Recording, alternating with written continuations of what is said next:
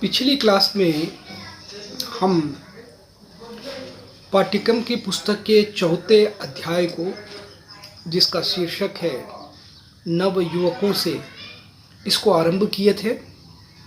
और इसमें हमने नव युवकों से ये जो कविता है, नई कविता, इसको प्रस्तुत करने वाले मैथिली शरण गुप्त जी का परिचय भी लिए थे। उनकी जीवनी, उनके व्यक्तित्व और कृतित्व पर प्रकाश डाले थे। संक्षिप्त में मैं आपको गुप्त जी का परिचय देकर फिर उनकी हम कविता पर आएंगे। पिछली क्लास में मैं कविता को भी पढ़ के सुनाया था, भावार्थ बताना बाकी था। तो आज हम उनकी ये जो कविता है, इसमें जो संदेश है नवयुवकों के लिए, कविता बहुत छोटी है लेकिन संदेश बहुत बढ़िया संदेश है। तो उनकी ये कविता को फिर से पढ़कर फिर उसके भावार्थ को हम समझेंगे, उस पर प्रकाश डालेंगे। गुप्त जी को राष्ट्र कवि कहा जाता है। मैंने कहा आपको, राष्ट्र प्रेम, देश प्रेम, देश की सभ्यता संस्कृति के प्रति जो लगाव होता है, उसके विस्तार और विकास के लिए जो कवि प्रयास करते हैं, उनको राष्ट्र कवि कहा जाता है। संस्कृति के विकास में, संस्कृति के बारे में सोचने के लिए गुप्त जी बहुत माने जाते हैं हिंदी साहित्य जगत में। आधुनिक काल में 15-16 वर्ष की आयु से ही ये कविता करना आरंभ कर दिए थे। इनके पिताजी रामचरण भी एक अच्छे भक्त थे, साहित्यिक व्यक्ति थे, साहित्य प्रेमी थे। घर से ही इनको कविता करने का शौक़ मिला था, गुण मिले थे, तो उन्होंने आरंभ किया था कविता करना कम आयु से ही, किशोरावस्था से ही। झांसी के चिरगांव में इनका जन्म हुआ था 1886 में, मैंने आपको पिछली क्लास में बताया। फिर उसके बाद जब कविता करना वे आरंभ किए तो महावीर प्रसाद द्विवेदी के संगत में आने के बाद, उनके संपर्क में आने के बाद इनकी काफ़ी प्रतिभा विकसित हुई और पल्लवित हुई, पुष्पित हुई। और वो जो है लगभग 40 के आसपास रचनाओं को किए हैं, जो हिंदी साहित्य में बहुत नामवर है, ख्याति को प्राप्त किए हैं। और कुछ जो रचनाएं हम ज़्यादा प्रामाणिक और ज़्यादा मान्यता प्राप्त है, तो उनके नाम भी यहाँ पर मैंने आपको पिछली क्लास में गिनकर बताया। जिसमें सबसे ज़्यादा जो ख्याति को प्राप्त किए हैं, पुरस्कृत है, उसमें साकेत, भारत भारती, यशोधरा, पंचवटी, कुणाल, इस प्रकार से मैंने आपको बताया। और ये भी बता दिया आपको कि साकेत जो काव्य है उसे महाकाव्य की संज्ञा दी जाती है। और उसमें रामायण यानी राम कथा के साथ साथ सीता, राम कथा के साथ साथ उर्मिला के विरह को लेकर एक अध्याय ही प्रस्तुत किया है गुप्त जी ने। और ये जो प्रेरणा है उन्हें महावीर प्रसाद द्विवेदी के लेख से मिली थी। ये भी बात मैंने आपको बता दिया कि समकालीन कवियों की, समकालीन रचनाकारों की उर्मिला के प्रति उदासीनता नाम से एक लेख सरस्वती पत्रिका में छापा था महावीर प्रसाद द्विवेदी ने। उससे प्रभावित होकर, प्रोत्साहन पाकर मैथिली शरण गुप्त जी ने जब साकेत काव्य को लिखा, राम कथा को लिखा, तो उसमें उन्होंने उर्मिला के नई नवेली दुल्हन जो उर्मिला थी, उनके पति लक्ष्मण जी, श्री रामचंद्र जी अपने बड़े भाई के साथ जब वनवास को चले जाते हैं, तो राजमहल में उनकी जो विरह वेदना थी, उनकी जो तकलीफ़ थी, उनके जो दुख थे, उस पर उन्होंने बहुत बढ़िया ढंग से प्रकाश डाला है। और इसीलिए इसको मंगला प्रसाद पारितोषिक भी मिला है। और गुप्त जी को इसके अतिरिक्त पद्म भूषण की उपाधि से भी सम्मानित किया गया है। इनकी जो भाषा है वो खड़ी बोली भाषा है, जो साधारणतः जिसमें मैं आपके सामने बात कर रहा हूँ, जो बोलचाल की भाषा, खड़ी बोली भाषा, जो एक तृतीय पाठक को भी समझ में आती है, ऐसी सरल भाषा जो है आधुनिक काल की एक विशेषता रही है। 1900 से पहले जितना भी साहित्य उपलब्ध है हमको वो ब्रज या अवधि में उपलब्ध है, लेकिन आधुनिक काल में आने के बाद कवियों ने अपने टेस्ट को बदला और वे अपनी भावनाओं को जो है खड़ी बोली में प्रस्तुत करना आरंभ किए हैं। आधुनिक काव्य में जितने भी रचनाएं आपको मिलेंगे वो लगभग ज़्यादा से ज़्यादा 95% जो रचनाएं हैं वो खड़ी बोली में ही आपको मिलेंगे। तो इनकी जो खड़ी बोली भाषा है, इसमें संस्कृत शब्दों की भरमार है। तो ये जो गुप्त जी है, राष्ट्र कवि है, यहाँ पर एक कविता को उनकी प्रस्तुत किया गया है, वो है नव युवकों से। बहुत बढ़िया कविता है। देखिए आप, इसमें युवकों के लिए जो संदेश है, गुप्त जी कहते हैं, हे नव युवाओं, देश भर की दृष्टि तुम पर ही लगी। हे नव युवाओं, देश भर की दृष्टि तुम पर ही लगी है, मनुष्य जीवन की तुम ही में ज्योति सबसे जगमगी। दोगे ना तुम तो कौन देगा योग देशोद्धार में। दोगे ना तुम तो कौन देगा योग देशोद्धार में। देखो कहाँ क्या हो रहा है आजकल संसार में।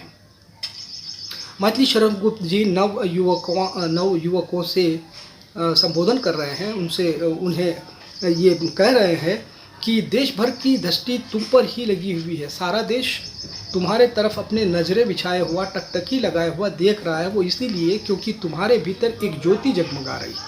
तुम्हारे भीतर जो प्रकाश है, तुम्हारे भीतर जो ज्ञान है, तुम्हारे भीतर जो शक्ति है, उसकी ओर ही सारा देश देख रहा है। क्योंकि वो प्रकाश ही, तुम्हारी वो शक्ति ही देश का उद्धार कर सकती है, जनहित में काम आ सकती है, देश की समस्याओं का समाधान ढूंढ सकती है, देश की विषमताओं को भगा सकती है।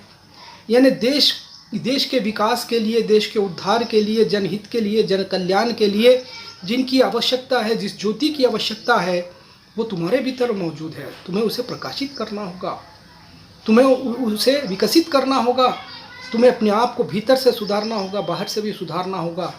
और तुम देश उद्धार में साथ नहीं दोगे तो कौन देगा। तुम ही देश की एक आश हो, विश्वास हो, मान हो, सम्मान हो, सब कुछ हो। तुम देश की जान है। तुम नहीं दोगे देश के उद्धार में साथ, देश के विकास में साथ, तो फिर कौन देगा। यानी देश के उद्धार के लिए, देश के विकास के लिए, देश की शान के लिए, देश की आन और मान के लिए, और जनहित के लिए, जन कल्याण के लिए जिस चीज़ की आवश्यकता है, जिस ज्योति की, जिस ज्ञान की, जिस प्रकाश की आवश्यकता है, वो तुम्हारे भीतर है। इसीलिए सारा देश तुम्हारी तरफ देख रहा है। सारा देश तुम्हारी तरफ आशा भरी सी दृष्टि से देख रहा है, ताकि तुम अपने आप को सुधारो और देश को, अपने देश की जो जिम्मेदारी है उसे अपने कंधों पर ले लो और देश के विकास में अपना भरपूर योग दो। अगर तुम नहीं दोगे तो फिर कोई देने वाला नहीं है। दोगे ना तुम तो कौन देगा योग देशोद्धार में। देखो कहाँ क्या हो रहा है आजकल संसार में। तुम्हें ये भी देख लेना चाहिए कि आज संसार कितना विरक्त हो चुका है। लोग कैसे अपने मार्ग से हट गए हैं, किस तरह से मूल्यों का विघटन हो रहा है, किस तरह से समाज में विषमताएं बढ़ती जा रही है, किस तरह से अशांति हो रही है, किस तरह धर्म के नाम पर, जात के नाम पर, काले गोरे के नाम पर दंगे हो रहे हैं, लड़ाई झगड़े हो रहे हैं, विषमताएं कैसी बढ़ गई है, अत्याचार अन्याय के किस तरह से ये बनाए जा रहे हैं। तुम्हें देखना होगा। तुम्हें आजकल जो ये करंट अफेयर्स है इसका पूरा ध्यान रखना होगा कि कहाँ पर क्या हो रहा है, क्या न्यायपूर्वक हो रहा है या न्यायपूर्वक हो रहा है, देश किस ओर जा रहा है, देश प्रगति की ओर जा रहा है या नहीं तो तिरोगति की ओर जा रहा है। ये देश की स्थिति क्या है, और न केवल देश की, न केवल राष्ट्र की, बल्कि अंतर्राष्ट्रीय स्तर पर भी तुम्हें ध्यान देना होगा। तुम्हें सारी जानकारी रखनी होगी, तुम्हें सब कुछ मालूम हो रहना बहुत ज़रूरी है। तुम जब सारे विषयों को जान लोगे, सारे विषयों के प्रति तुम्हारा ध्यान जाएगा, तो निसंदेह तुम्हारा दिमाग, तुम्हारा ज्ञान विकसित हो जाएगा। तुम्हें चारों ओर अपनी दृष्टि को भगाना है, पूर्व, पश्चिम, उत्तर, दक्षिण, चारों तरफ तुम्हें अपने ध्यान देना होगा। राष्ट्र और अंतर्राष्ट्रीय स्तर पर भी तुम्हें ध्यान देना होगा। फिर अपने आप को सुधारना होगा। ये क्या कहते हैं उसको, अपने आप को सुधारना मीन्स शक्ति को भी इकट्ठा करना है, ज्ञान को भी तुम्हें इकट्ठा करना है। दोनों प्रकार से तुम्हें मजबूत होना है, क्योंकि देश का भार, देश की जिम्मेदारी तुम्हारे कंधों पर है। और तुम में वो ज्योति जरूर है, तुम में वो शक्ति जरूर है कि जो देश को आगे ले जा सकती है, देश का उद्धार कर सकती है, देश के विकास में, प्रगति में पूरा योग दे सकती है। वो ताकत, वो शक्ति, वो प्रकाश, वो ज्योति तुम्हारे भीतर मौजूद है। यही कारण है कि सारी देश की जनता तुम्हारी तरफ नजरें लगाए, टकटकी लगाए देख रही है। बात की 4 पंक्तियां देखिए। जो कुछ पढ़ो तुम कार्य में भी साथ ही परिणत करो। जो कुछ पढ़ो तुम कार्य में भी साथ ही परिणत करो। सब भक्तवर प्रहलाद की निम्नोक्ति को मन में धरो। कौमर में ही भागवत धर्माचरण कर लो। यहाँ नरजन्म दुर्लभ और वह भी अधिक रहता है कहाँ। देखिए, कवि मैथिली शरण गुप्त जी नवयुवकों को ये संदेश दे रहे हैं। ये बता रहे हैं कि उन्हें एक बार भक्त प्रहलाद की उस कथा को याद करना होगा, उनकी अटूट भक्ति को याद करना होगा और उनके इस वक्तव्य को भी याद करना होगा कि कौमर में ही भागवत धर्माचरण कर लो। यहाँ भक्त प्रहलाद का ये कोटेशन है, उनकी ये उक्ति है। उन्होंने संदेश दिया है नवयुवकों को कि कौमर दशा में भगवान के धर्माचरण को कर लेना चाहिए। ये संदेश को तुम्हें याद करना। अब ये भक्त प्रहलाद के बारे में एक पौराणिक कथा बहुत मशहूर है कि विष्णु भक्त थे और अपनी कौमर दशा से ही उन्होंने भक्ति को प्रस्तुत किया है, एक भक्त के रूप में बहुत ख्याति को प्राप्त किया है। उनके जो पिता थे वो राक्षस थे, हिरण्यकश्यप थे। उन्हें ये भक्ति पसंद नहीं थी। उन्होंने अपने पुत्र को बहुत बार समझाया कि तू इस प्रकार से विष्णु भक्ति के प्रति तल्लीन न होना और इस भक्ति को छोड़ देना, लेकिन वो भक्त प्रहलाद ने इस बात को नहीं माना और आखिरकार वो अपने पुत्र के ऊपर, भक्त प्रहलाद के ऊपर प्रहार करना चाहा, मारना चाहा। और उसने पूछा कि तेरे जो विष्णु है वो कहाँ पर है, तेरा जो परमेश्वर है वो जिसकी तू पूजा करता है, अर्चना करता है, वो कहाँ पर है। तो वो बोले भक्त प्रहलाद की वो गढ़गढ़वासी है, वो कहीं पर भी है। तो हिरण्यकश्यप ने पूछा कि क्या इस पिल्लर में भी है। स्तंभ खड़ा हुआ था, उस स्तंभ की तरफ इशारा करके पूछा क्या इस स्तंभ में भी है। तो भक्त प्रहलाद ने कहा हाँ इस स्तंभ में भी है। तो उसने अपने गधा को उस पर मारा। तो देखते क्या है कि पौराणिक कथा स्पष्ट रूप से बताती है कि उस स्तंभ में से नरसिंह अवतार लेकर विष्णु जी प्रकट हुए। नर और सिंह के अवतार में शरीर पूरा जो है नर का और उनका जो ऊपर का जो मुख था वो पूरा सिंह का रूप था।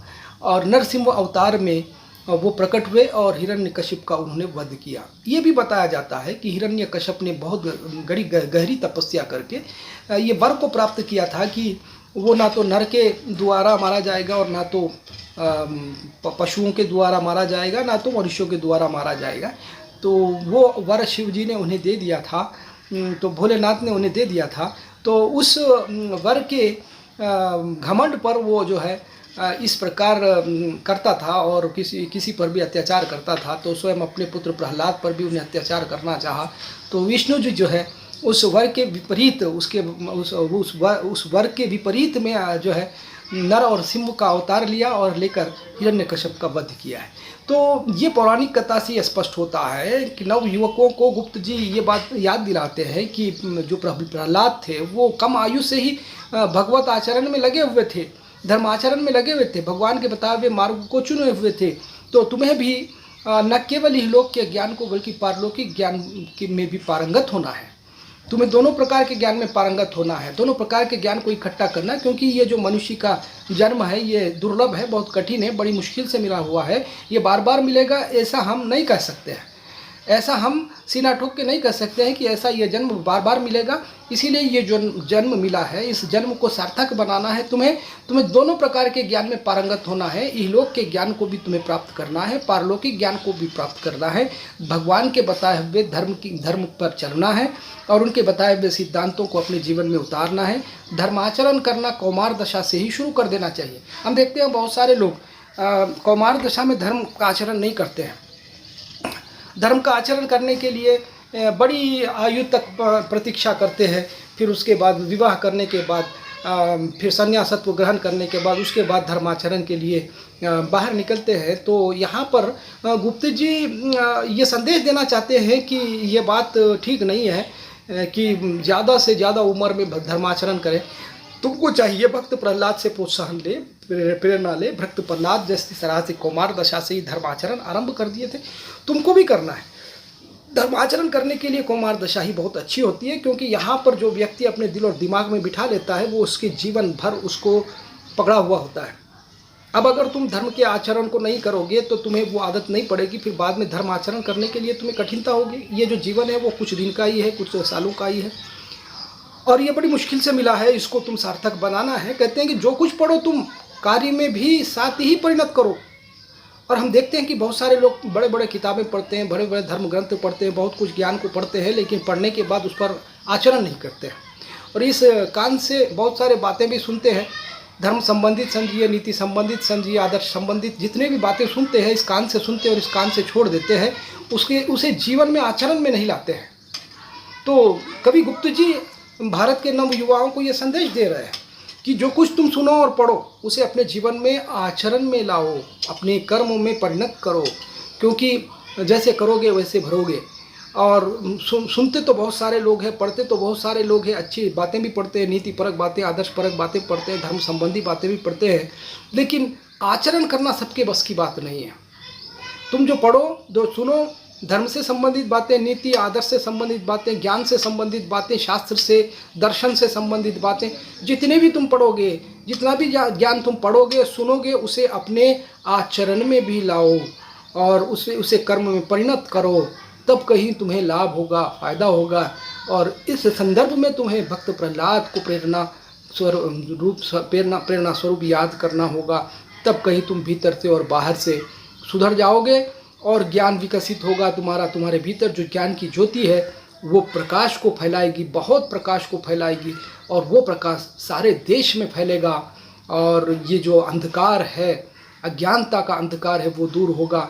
देश में ये जो अज्ञानता का अंधकार है, विषमताएं हैं, सामाजिक समस्याएं हैं और ऊंच नीच की समस्याएं हैं, गोरे काले की समस्याएं हैं, जातिगत भेदभाव है और धनिक और गरीब की जो समस्याएं हैं, ये सारी जितने भी समस्याएं हैं, इन समस्याओं को समाधान देने की शक्ति, वो प्रकाश तुम्हारे भीतर मौजूद है। उस प्रकाश को विकसित करना तुम्हारा काम है। इसके लिए भक्त प्रहलाद को तुम्हें याद करना होगा और अपने आप को सुधारना होगा, क्योंकि नर जन्म दुर्लभ, बहुत मुश्किल से मिलता है ये मनुष्य जीवन, वह भी अधिक रहता कहाँ है। और ये भी बस ज़्यादा लंबा जीवन नहीं है, वही 100 के आसपास, 60 70 80 60 से जो है ना आदमी को बीमारियां घेरना शुरू हो जाती है। बस 100 साल अगर कोई जिया तो वो बहुत बड़ा क्या कहते हैं, भाग्यवान है, भाग्यशाली है। यह बहुत कम आयु मनुष्य को मिली है, तो उस आयु में ही सब कुछ करना है और जीवन को सफल बनाना है। साथ ही साथ देश की हित के लिए, देश के कल्याण के लिए भी हमको आगे बढ़ना है और ये जिम्मेदारी तुम्हारे कंधों पर है, तुम्हें ये करना ही होगा, क्योंकि सारा देश तुम्हारे प्रति अपनी नज़रें टिकाए बैठा हुआ है। फिर उसके बाद अंतिम 4 पंक्तियां देखिए, बहुत छोटी कविता है लेकिन संदेश बहुत बढ़िया है नवयुवकों के लिए। निस्संदेह ये संदेश अगर नवयुवक अपने जीवन में उतार लेते हैं, संदेश से प्रेरणा पाते हैं, तो उनके जीवन में ज़रूर बदलाव आएगा, उनके जीवन में ज़रूर एक मोड़ आएगा। क्योंकि ये जो युवावस्था होती है, जीवन का एक ऐसा मोड़ होता है, एक ऐसा चौराहा होता है जहाँ से उसके लिए बहुत सारे रास्ते निकलते हैं। अच्छाई का रास्ता भी निकलता है, बुराई का रास्ता भी निकलता है, और वो जो रास्ते होते हैं उसे चुनना होता है। और उन रास्तों में अगर वो सोचकर, समझकर, संयम से, धैर्य से अच्छे मार्ग को चुन लेता है तो उसका जीवन सफल हो जाता है। वो स्वयं अपने जीवन में भी सफल होता है, फिर वो अपने आसपास के समाज को भी एक संदेश और आदर्श बन जाता है। तो नवयुवकों के लिए ये संदेश इसीलिए गुप्त जी दे रहे हैं, क्योंकि वो इस वक्त ऐसे मार्ग पर, ऐसे चौराहे पर ठहरे हुए हैं, ऐसी स्थिति में खड़े हैं कि उन्हें एक अच्छा मार्ग ही चुनना है, संयम के साथ, धैर्य के साथ, और धर्माचरण इसी आयु से आरंभ कर देना है। भीतर से और बाहर से उन्हें मजबूत होना है, शक्ति को भी इकट्ठा करना है, प्रकाश को भी विकसित करना है, ज्ञान के प्रकाश को भी अपने विकसित करना है। तो देश के जो नवयुवक होते हैं, अगर इस प्रकार से मजबूत हो जाते हैं तो निस्संदेह वो देश आगे चलकर तरक्की करता है, विकसित होता है, हर रूप से विकसित होता है। धर्म की दृष्टि से देखेंगे तो भी विकसित रहेगा, आर्थिक दृष्टि से देखेंगे तो भी विकसित रहेगा, मूल्यों की दृष्टि से देखेंगे तो भी विकसित रहेगा। हर प्रकार से उसकी उसका विकास संभव है जिस देश के युवक मजबूत है, बाहर से और भीतर से। इसीलिए गुप्त जी ये संदेश देना चाहते हैं। देखिए गुप्त जी आखिरी 4 पंक्तियों में क्या कहते हैं, आखिरी 4 पंक्तियों में गुप्त जी कह रहे हैं कि 2 पद असंयम और संयम है, तुम्हें अब सब कहीं 2 पद, 2 रास्ते, 2 पद असंयम और संयम है, तुम्हें अब सब कहीं, कहाँ पर भी जाओ तुमको यही 2 रास्ते दिखाई देंगे। तुम जहाँ पर खड़े हुए हो, जिस चौराहे पर तुम खड़े हुए हो, जिस मार्ग पर तुम खड़े हो, जीवन की जिस उम्र में तुम खड़े हुए हो, वहाँ पर तुम्हारे सामने 2 रास्ते दिखाई दे रहे हैं। एक असंयम का है और दूसरा संयम का है, और पहला अशुभ है, दूसरा शुभ है, इसे भूलो नहीं। और याद रखना, तुम इस बात को नहीं भूलना, मेरे संदेश को नहीं भूलना कि ये जो पहला असंयम का जो रास्ता है ये अशुभ है और दूसरा शुभ है, पर मन प्रथम की ओर ही तुमको झुकाएगा अभी। अब जो उम्र तुम्हारी है, अब जो आयु तुम्हारी है, ये आयु में तुम्हें तुम्हारा मन उस ओर ही ज़्यादा आकर्षित करेगा जो असंयम का रास्ता है, अशुभ का रास्ता है, बुरा मार्ग है, पर मन प्रथम की ओर ही तुमको झुकाएगा अभी। यदि तुम न संभलोगे अभी तो, यदि तुम न संभलोगे अभी तो फिर न संभलोगे कभी। देखिए गुप्त जी चेतावनी भी देते हैं, सलाह भी देते हैं, संदेश भी देते हैं, उपदेश भी देते हैं। कहते हैं कि जीवन के जिस मोड़ पर तुम खड़े हुए हो, जिस रास्ते पर खड़े हुए हो, जिस उम्र पर तुम अब खड़े हुए हो, वो उम्र तुम्हारे सामने दो मार्गों को बता रही है। एक मार्ग असंयम का है, दूसरा मार्ग संयम का है। असंयम और संयम, संयम कहते हैं धीरज और पेशेंसी, संयम रखना, उसको जो है संयम कहते हैं। असंयम कहते हैं बेसब्रापन, यानी जिसमें सब्र नहीं होता है, पेशेंसी नहीं होती है, उसको बेसब्र कहते हैं।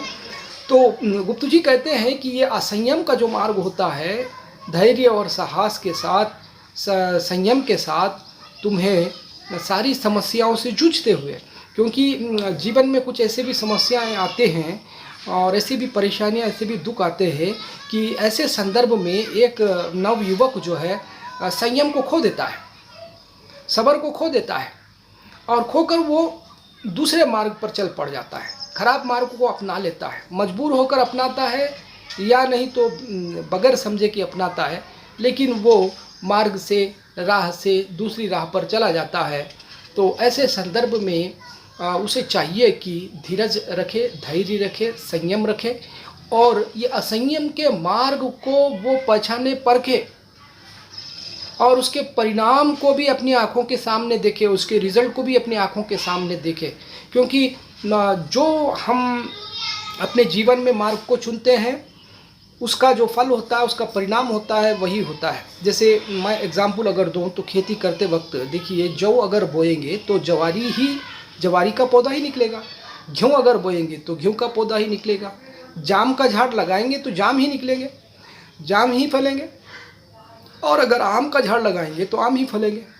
तो मार्ग को चुनने से पहले ही उसके फल का अंजाम, उसका परिणाम ही आंखों के सामने रखना बहुत ज़रूरी होता है। तो ये संदेश गुप्त जी नव युवाओं को दे रहे हैं कि दो पद तुम्हारे सामने है, एक असंयम का है, एक संयम का है। और इसमें ये भी बताते हैं कि पहला जो मार्ग है देखिए वो अशुभ है, वो शुभ नहीं है। असंयम का जो मार्ग है वो अशुभ है, उसके द्वारा जो परिणाम होता है, उसके जो फल मिलते हैं वो अशुभ होते हैं और वो जीवन भर अशुभ ही रहेगा। दूसरा जो संयम का मार्ग है वो शुभ है। भले ही संकट आएंगे, समस्याएं आएंगे, दुख आएंगे, लेकिन जो मार्ग तुमने चुना है वो संयम का मार्ग चुना है। तुम्हें संयमित होकर रहना है, धैर्य से रहना है और सब्र के साथ रहना है। तो निसंदेह तुम्हें जो परिणाम मिलेगा, जो रिजल्ट मिलेगा, जो फल मिलेगा वो शुभ ही होगा, वो अशुभ नहीं होगा। इसको भूलना नहीं तुम अपने जीवन में। अगर तुम संयम खो दोगे या संयम के मार्ग को अपना लोगे तो जीवन पूरा निरर्थक हो जाएगा। और क्योंकि ये बार बार मिलने वाला नहीं है, जो मिला है उसको सार्थक बनाना है। तुम्हें संयम के साथ अच्छे मार्गों को चुनकर आगे बढ़ना है। समस्याओं को, संकटों को, सबको हजम करते हुए अपने जीवन को सफल बनाना और देश के उद्धार के लिए, देश के कल्याण के लिए, जनहित के लिए तुम्हें आगे बढ़ना होगा। पर मन प्रथम की ओर ही तुमको झुकाएगा अभी। एक बात याद रखना, और गुप्त जी सबसे बड़ा ये संदेश जो दे रहा है, यहाँ पर गौर करने वाली बात है कि गुप्त जी नवयुवाओं को ये चेतावनी दे रहे हैं कि ये जो मन होता है, भीतर वाला होता है, ये निस्संदेह तुमको जो है बुराई की तरफ ही झुकाएगा, असंयम के मार्ग की तरफ ही तुम्हें ले जाएगा। क्योंकि तुम जिस आयु में हो, तुम्हारी आयु में तुम्हारा मन तुम्हें बुराई की तरफ ही ज़्यादा दिखाता है, बुराई के मार्ग पर भी ले जाने का प्रयास करता है। और उसमें जो तत्काल जो क्या कहते हैं वो टेस्ट है, और तुरंत मिलने वाले जो टेस्ट है, उसकी तरफ ही तुम्हें ज़्यादा आकर्षित करता है और वो ही तुमको अच्छा दिखाई देता है।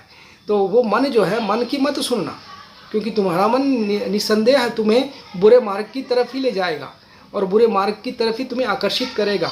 ये मन की जो है ना, ये चाल है, ये एक माया है। और तुम इस समय, इस उम्र में, इस आयु में सजग रहना है तुम्हें। कहते हैं कि पर मन प्रथम की ओर ही तुमको झुकाएगा अभी। ये उम्र तुम्हारी जो है, ये आयु जो तुम्हारी है, ये आयु में तुमको तुम्हारा मन धोखा देगा। तुम अपनी मन की मत सुनना, क्योंकि तुम्हें वो असंयम के मार्ग पर ही ले जाएगा, बुरे मार्गों की तरफ ही ले जाएगा, बुराइयों की तरफ ही आकर्षित करेगा, बुरे कार्य करने के लिए प्रेरित करेगा। ये तुम्हारे मन का लक्षण है, तुम्हारी आयु है।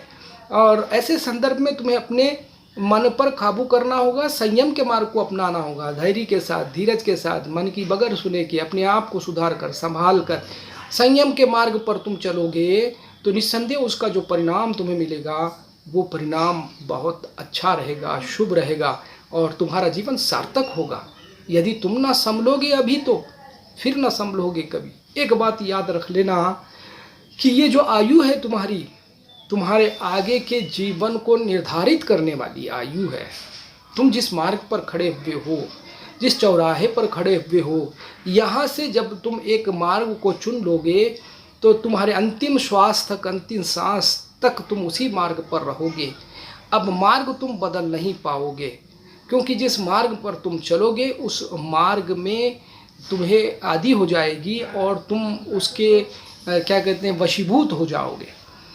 अगर बुरे मार्ग पर चलोगे तो बुराइयों के कार्य, बुरी कार्य करने में, बुरे कर्म करने में तुमको मज़ा आएगा, तुमको टेस्ट मिलेगा और वो काम करने के, वो बुरे काम करने के तुम आदी हो जाओगे। अब जो आदी हो जाते हैं वो आदत को छोड़ने के लिए बहुत मुश्किल होती है।